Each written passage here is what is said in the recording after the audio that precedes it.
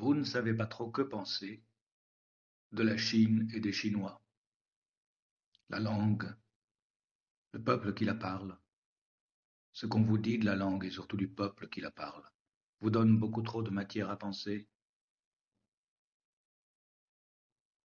Les vieux stéréotypes ont-ils gardé à votre corps défendant quelque emprise sur votre façon de regarder la Chine et ses habitants?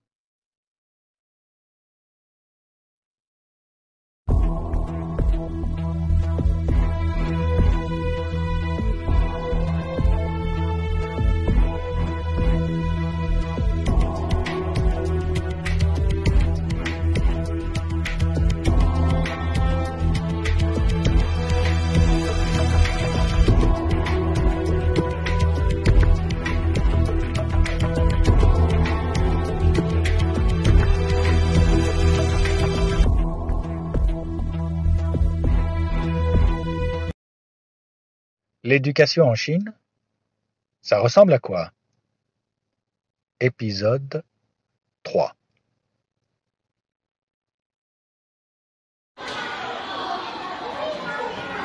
Il est 19h20, il fait déjà noir dehors. Et comme il pleut un peu, nous avons reçu un texto nous demandant de venir attendre notre enfant devant sa salle de classe.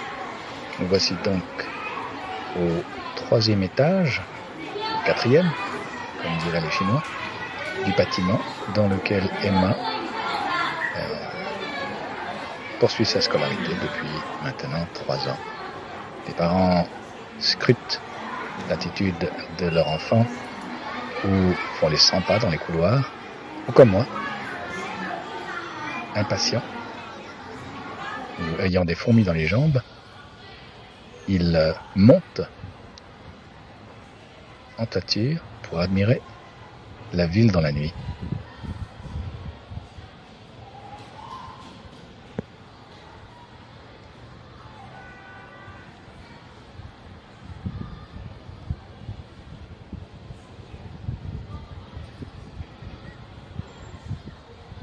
On dirait qu'il s'est arrêté de pleuvoir. Alors je tiens l'horloge à l'œil. Alors, je ne suis pas arrivé 15 minutes à l'avance pour me voir reprocher d'être en retard. Non, ils sont toujours là, bien assis, vissés à leur petite chaise, à écouter attentivement ce que leur rabâche leur professeur.